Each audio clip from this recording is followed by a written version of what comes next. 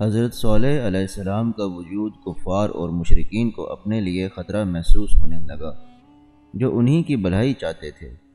پہلے ان لوگوں کا خیال تھا کہ حضرت صالح علیہ السلام ان کے سمجھانے سے رک جائیں گے اور پھر کسی خدا کی بندگی کا اعلان نہیں کریں گے۔ اسی امید پر انہوں نے حضرت صالح علیہ السلام کو بلا کر ان سے بات کی اور بولے، اے صالح، تجھے یہ کیا ہو گیا ہے؟ تو ایسا تو نہیں تھا۔ ہم سب کی امیدوں پر تو نے پانی پھیر دیا جو ہم نے تجھ سے وابستہ کی ہوئی تھیں۔ ہم یہ سوچ بھی نہیں سکتے تھے کہ تو ہمیں ہمارے خداؤں کی پوجا کرنے سے روکے گا اور کسی دوسرے خدا کی عبادت کو کہے گا۔ جو بات تو نے کہی ہے اس نے ہمارے دل میں بالکل جگہ نہیں کی۔ ہمیں تو تیری ہر بات پر شک ہونے لگا ہے۔ آخر تو ایسا کیوں کر رہا ہے؟ اس پر صالح علیہ السلام نے جواب دیا، میں یہی کہتا رہوں گا کہ اللہ کے سوا تمہارا کوئی معبود نہیں۔ وہی تو ہے جس نے تمہیں پیدا کیا اور پھر تمہیں اس زمین پر بسا دیا۔ تمہیں چاہیے کہ اس سے بخشش مانگو اور اس کی طرف رجوع کرو۔ یقین کرو میرا پروردگار ہر ایک کے قریب ہے اور ہر ایک کی دعاؤں کا جواب دینے والا ہے۔ لوگ حضرت صالح علیہ السلام کی باتوں سے بیزار ہو رہے تھے مگر وہ اپنی بات کو کہے جا رہے تھے۔ ان لوگوں نے حضرت صالح علیہ السلام کو بہت سمجھایا مگر جب انہیں یقین ہو گیا کہ حضرت صالح علیہ السلام پر ان کی باتوں کا بالکل اثر نہیں ہوگا اور انہیں کوئی دوسری ترکیب سوچنا پڑے گی تو انہوں نے حضرت صالح علیہ السلام کو تنگ کرنا شروع کر دیا، جس کے نتیجے میں وہ مسجد چھوڑ کر چلے گئے۔ ایمان والوں کی یہ مسجد کافروں کی عبادت گاہوں سے نسبتاً اونچی بنی ہوئی تھی۔ وہاں سے کافروں کے سرداروں کا گزر ہوا جو کہ نشیب کی طرف جا رہے تھے۔ انہوں نے کچھ جاتے ہوئے لوگوں کو پہچان لیا جو ان سے دور جا رہے تھے۔ ان لوگوں کا تعلق ایمان والوں سے تھا۔ یہ سب لوگ مسجد کی طرف جا رہے تھے۔ ان کی معاشی حالت بہتر نہ تھی چونکہ وہ سچے خدا پر ایمان رکھتے تھے اور اسی کی عبادت میں مشغول رہتے تھے، اس لیے وہ اپنی قوم سے کٹ کر رہ گئے تھے۔ کافر انہیں حقیر اور کمزور سمجھ رہے تھے۔ ایک کافر سردار نے اپنے ساتھیوں سے کہا، سنا ہے کہ ان سب نے صالح کے خدا کو مان لیا ہے، کیوں نہ انہیں ٹٹولا جائے؟ کافر سردار کے دوسرے ساتھیوں نے اس کی رائے سے اتفاق کیا اور یہ سب مل کر ان لوگوں کے پاس چلے گئے۔ ان کافروں میں سے کسی نے انہیں رکنے کو کہا اور پھر دوسرے سردار نے ان لوگوں سے کہا، کیا تم نے واقعی سچ مچ معلوم کر لیا ہے کہ صالح خدا کا بھیجا ہوا ہے؟ اس میں تو ایسی کوئی بات دکھائی نہیں دیتی۔ ایمان والوں میں سے ایک بوڑھا کافر سردار کی بات کا جواب دیتے ہوئے بولا، ہاں، بے شک ہمیں اس پر پورا یقین ہے کہ وہ پیام حق کے ساتھ ہمارے پاس بھیجا گیا ہے۔ پھر ان گھمنڈ کرنے والے سرداروں میں سے ایک بولا، تم جس بات پر یقین رکھتے ہو ہم اس بات سے انکار کرتے ہیں۔ یہ کہہ کر سب سرداروں نے ایمان والوں کو حقارت آمیز نگاہوں سے دیکھا اور آگے کی طرف بڑھ گئے۔ مسجد کے سامنے ایک پہاڑی بھی تھی اور اس کے ارد گرد دوسری کئی چھوٹی بڑی پہاڑیوں نے جگہ گھیری ہوئی تھی۔ ان میں سے کچھ کو تراش کر قوم کے سرداروں نے اپنے رہنے کے لیے مکان بنا لیے تھے اور ہجر کی آبادی اس کے بعد تھی جہاں پر بہت سے باغات تھے اور اس کا بہت سا علاقہ کھیتوں پر بھی مشتمل تھا۔ اس کے علاوہ وہاں پر کھجوروں کے درخت بھی لگے ہوئے تھے۔ آبادی کے نزدیک پہاڑوں کے دامن میں ایک صاف و شفاف پانی کا چشمہ بہہ رہا تھا۔ اس چشمے کے چاروں طرف ہرا بھرا وسیع میدان تھا جہاں پر ان لوگوں کے مویشی چرا کرتے تھے۔ دوسری جانب جہاں پر آبادی ختم ہوتی تھی وہاں پر بادشاہ جندہ کا محل تھا۔ یہ محل بھی ایک بڑی پہاڑی کو تراش کر بنایا گیا تھا۔ جندہ بادشاہ کے قصر کے چاروں طرف جندہ کے سرداروں کے بڑے بڑے گھر بنے ہوئے تھے۔ حضرت صالح علیہ السلام کے والد ابیل آبادی میں رہا کرتے تھے جبکہ صالح علیہ السلام اپنے والد کے پاس کبھی کبھار ہی جایا کرتے تھے۔ وہ اپنا زیادہ تر وقت مسجد میں رہ کر خدا کی عبادت میں ہی گزار دیا کرتے تھے، لیکن پیغمبری ملنے کے بعد وہ خدا کی تعلیم کو پھیلانے کے لیے اپنی بستی میں کثرت سے آنے جانے لگے تھے۔ ہر شام مسجد کے سامنے والی پہاڑی کے دامن میں بیٹھ کر ایمان والوں کو خدا کی تعلیم کا درس دینا ان کا معمول بن چکا تھا۔ جو لوگ پہلے نبی کے کہنے پر ایمان لائے تھے ان کے علاوہ کم ہی لوگوں نے حضرت صالح علیہ السلام کی پیغمبری کا یقین کیا۔ قوم سمود میں سے صرف وہی لوگ حضرت صالح علیہ السلام کی پیغمبری پر ایمان لائے جو غریب تھے، مگر صالح علیہ السلام نے پھر بھی ہمت نہ ہاری اور وہ حسب معمول خدا کا پیغام لے کر ہجر کی آبادی میں جاتے رہے اور لوگوں کو اللہ کے پیغام سے آگاہ کرتے رہے۔ انہی دنوں ان کافروں سے بڑی بحث ہوئی۔ حضرت صالح علیہ السلام فرماتے، خدا سے ڈرو اور نہ کرو کسی دوسرے خدا کی عبادت، اور نہ ہی بے باک لوگوں کا حکم مانو جو کہ خرابی کرتے ہیں اور ملک کی اصلاح کرنے کی بجائے فساد پھیلاتے ہیں۔ اس وقت وہاں پر قوم سمود کے ایسے شرری لوگوں کا ہجوم تھا جن کے دل و دماغ پر سیاہی پھر گئی تھی۔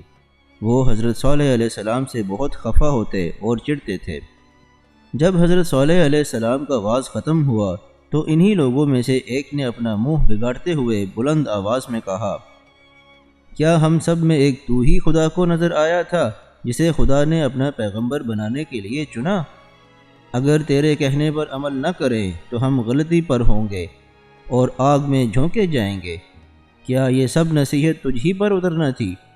دوسرا کافر بھی اس کی طرفداری کرتے ہوئے بولا، یہ جھوٹا ہے اور جھوٹ بولتا ہے، کوئی اس کی بات پر یقین نہ کرے۔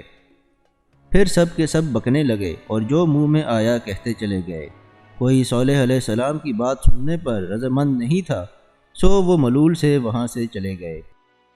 قوم سمود میں حضرت صالح علیہ السلام کی پیغمبری کا مسئلہ ایک موضوع بن کر رہ گیا۔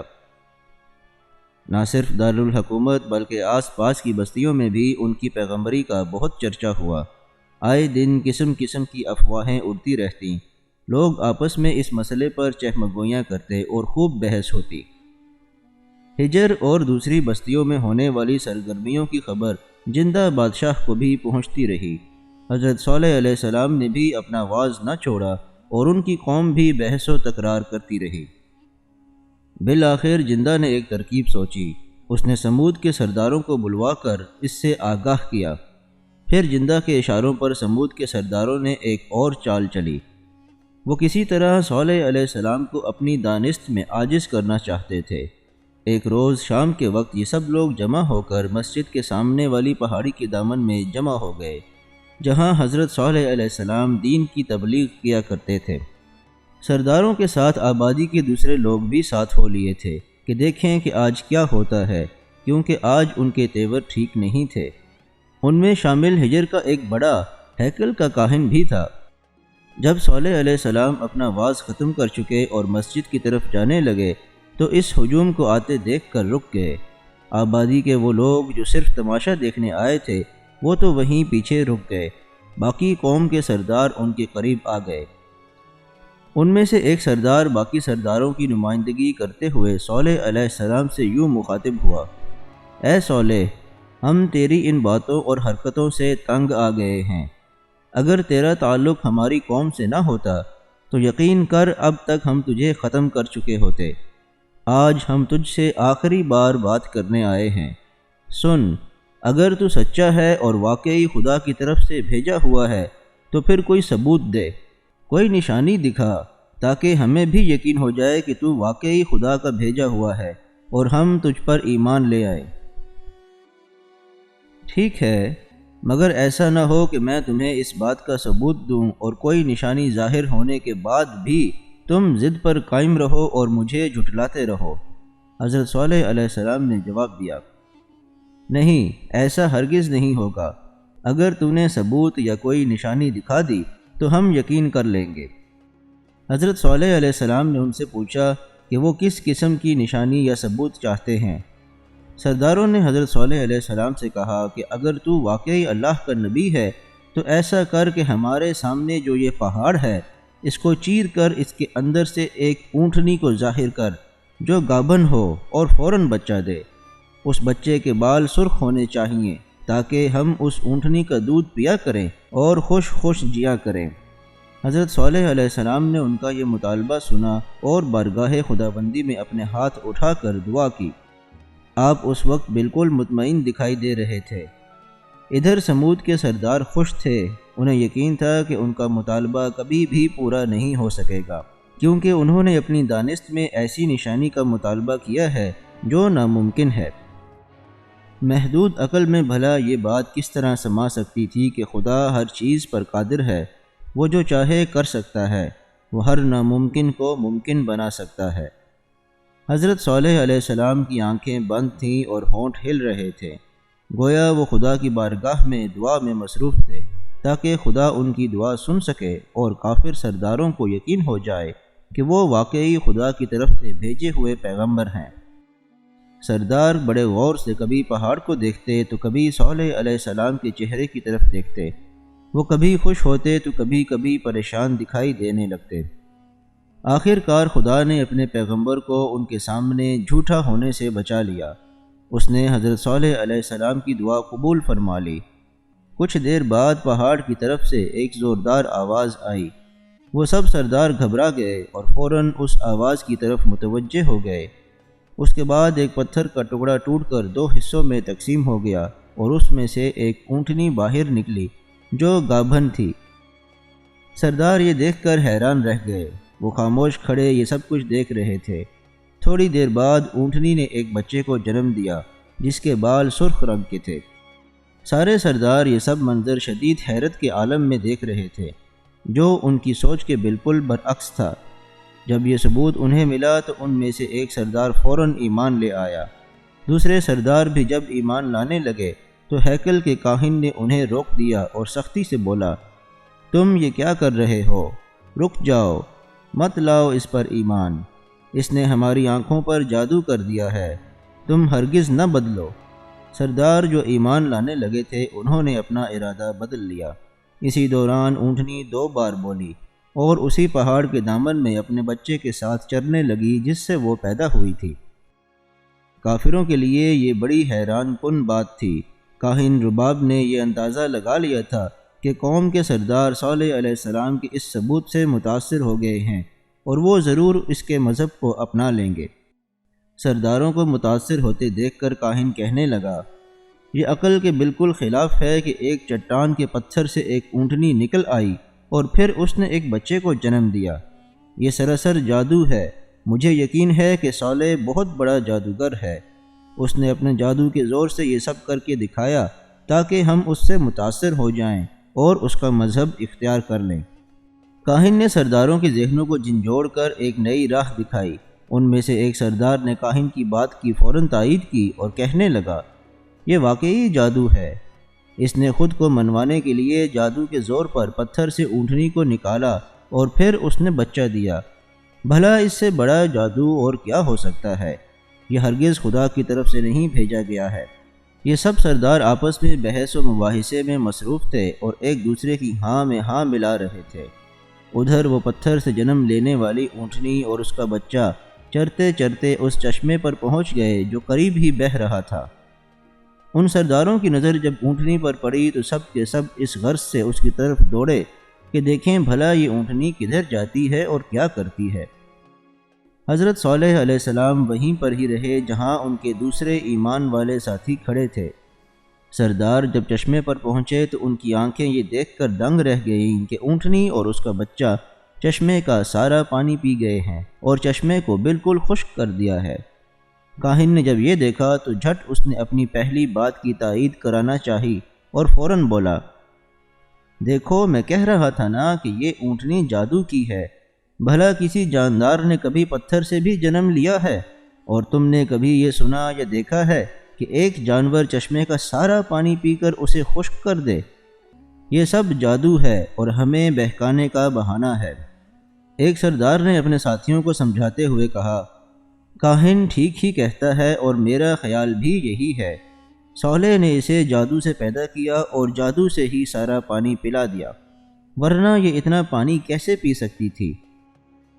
اونٹنی جب چشمے کا سارا پانی ختم کر چکی تو وہ اپنے بچے کو لے کر پھر پہاڑوں کی طرف چرنے نکل گئی۔ وادی القریٰ میں وہ واحد چشمہ تھا جس کا پانی وہاں کے لوگ پیتے تھے۔ بہرحال سردار یہ سب کچھ دیکھ کر خاموشی سے واپس لوٹ گئے۔ انہوں نے حضرت صالح علیہ السلام سے مزید کوئی بحث نہ کی۔ مگر دوسرے دن صبح ہی وہ سب مل کر صالح علیہ السلام کے پاس آ گئے۔ آپ علیہ السلام اس وقت مسجد سے نکل کر آبادی کی طرف جا رہے تھے۔ حضرت صالح علیہ السلام ان کو آتا دیکھ کر رک گئے۔ سردار ان کے پاس آئے اور شکایت کی کہ کل جو تو نے پتھر سے اونٹنی بنائی تھی وہ چشمے کا سارا پانی پی گئی ہے۔ ہم لوگ پانی نہ ہونے کی وجہ سے بہت پریشان ہیں۔ ہمارے گھروں میں پانی نہیں، سب پیاسے بیٹھے ہیں۔ ہم تیری اونٹنی اور اس کے بچے کو باندھ دیں گے۔ حضرت صالح علیہ السلام نے ان کی تمام شکایت سن لینے کے بعد انتہائی نرم لہجے میں جواب دیا، اے میری قوم کے لوگوں، یہ اونٹنی ایک فیصلہ کن ثبوت اور نشانی ہے جو کہ خدا کے نام پہ تمہارے لیے چھوڑی گئی ہے۔ تم اسے نہ پکڑنا، اسے کھلا چھوڑ دو، وہ جہاں چاہے جائے اور جہاں چاہے رہے۔ تم اسے کسی قسم کا نقصان نہ پہنچاؤ، ورنہ تمہیں بہت نقصان ہوگا جو کہ خدا کی طرف سے تم پر عذاب کی صورت میں نازل ہوگا، اس لیے تم اسے کچھ نہ کہنا۔ مگر صالح، ہم پانی کہاں سے پئیں گے؟ ہمارے مویشی بھی پیاسے مر جائیں گے، اور وہ جو ہمارے بچے گھر پر پیاسے بیٹھے رو رہے ہیں ان کا کیا بنے گا؟ حضرت صالح علیہ السلام نے جواب دیا، یہ چشمہ ایک روز تمہارے لیے بہے گا جس کا پانی تم پیو گے اور تمہارے مویشی پئیں گے، اور ایک روز اس اونٹنی کے لیے بہے گا جس کا پانی وہ اور اس کا بچہ دونوں پئیں گے۔ سو تم اپنی باری پر جتنا پانی چاہے چشمے سے لے لینا، مگر اس کی باری میں اسے ہرگز تنگ نہ کرنا۔ ایسا نہ ہو کہ ایک بڑے دن کی آفت کی طرح اونٹنی تمہیں پکڑ لے۔ تم کبھی بھول کر بھی اس اونٹنی کو مارنے کی کوشش نہ کرنا، اور نہ ہی اسے کچھ کرنے سے روکنا۔ جب تک یہ اونٹنی تمہارے درمیان موجود رہے گی تم پر خدا کا کوئی عذاب نازل نہیں ہوگا، تم ہر عذاب سے محفوظ رہو گے۔ اس کے بعد پھر یوں ہی ہوا کہ ایک روز چشمے کا پانی لوگ استعمال کرتے اور دوسرے روز چشمے کا پانی اونٹنی پیتی۔